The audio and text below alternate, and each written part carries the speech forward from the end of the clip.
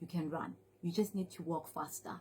That's what it is. So for me, when I did my first Comrades, I was 35 years old. So I wasn't a spring chicken, okay? Right. My bones was, the last time I ran was at school. So my bones were kind of like, in my muscles and my joints. So I had to start getting everything going. And it's one, you need to have a reason why you're doing it. You have to have a why, and I think that's just with everything in life. You need to have a why, which will be essentially your driving force. And Comrades, I always refer to it as needing 3 Ds: discipline, dedication, and also you need to be dedication, discipline, and also to just be driven.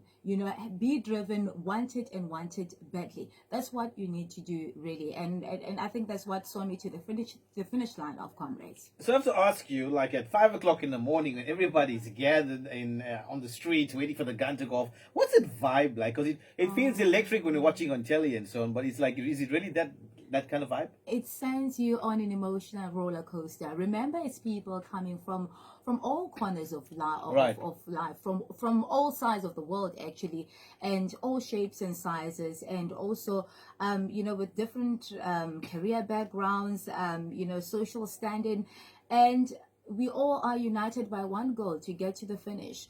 And when we stand there, you think about all the hard work that went into it, because yes, you only are you're the one person that's running, that's standing there, but behind you there's been many people. There's been your husband, there's been your children, whom you have neglected, because it is demanding. You need to throw yourself in there and immerse yourself and do your training accordingly.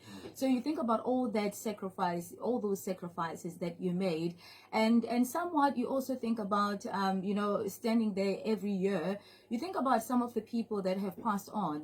There could be friends that you ran with, that have helped you along the way, that you started Comrades with, and that's why you'll always see people crying at the start of Comrades, because you really are, you get overwhelmed. You just overcome by a combination of feelings. It takes you on an emotional roller coaster before you even start running. So your husband also has to run the Comrades? He's the one who sucked me into it. Really? He's the one who tricked me into it. No, but you know what? Now that you mention him, he, we've just been chatting. Currently, he's in the UK. And he said, he posted a picture and he said, this girl is on fire. And I said to him, and you're the wood that keeps the fire burning, because that's essentially what he is. He is one person who totally believes in me and pushes me. I hate him for pushing me sometimes, but he really is one person that pushes me and makes me to be surprised at some of the things that I can do as a person, because he sees the potential, he sees what I can do, things that I cannot see myself. So yeah, he's the one. He's a big runner. He started, when I did my first Comrades, he had already ran 5 Comrades. Wow. Yeah, so he's perfect team, isn't it? He's a draggy. He's addicted to running. Now, both you guys, you and your husband, have a project called #RunSA with us. What is this all about? Run SA with us is, after running a couple of Comrades ourselves, we thought, okay, we've been running this race every year, and how about we do something different? And then he sat down, because he's very good when it comes to planning and logistics and all of that.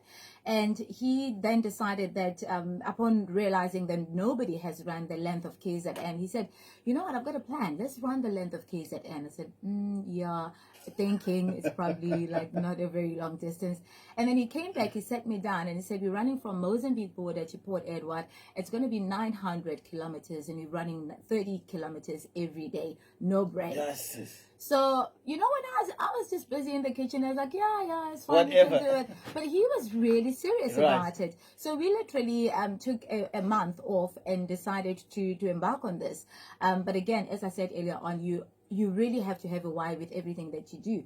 And for us, it was to raise funds for the Live Village. We support the Live Village, which is just outside Verulam here in KZN, a well-run orphanage. We don't have children of our own out of choice, because we support the Live Village, and they're just wonderful children.